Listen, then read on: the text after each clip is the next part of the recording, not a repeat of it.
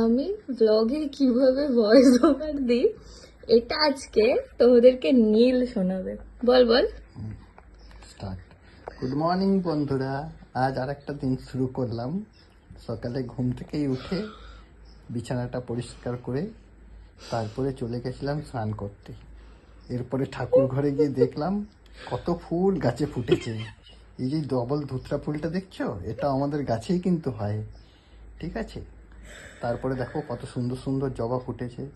এখানে বেলপাতা, শিউলি ফুল, নীলকণ্ঠ সব দিয়ে আজ শ্রাবণের তৃতীয় সোমবার। অন্য কিছু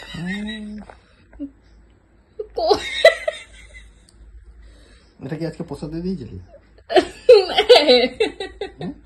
হ্যাঁ, আজকে বাড়িতে একটু ঠাকুরকে তরমুজ, শশা আর কলা দিয়ে পুজো দিয়েছিলাম।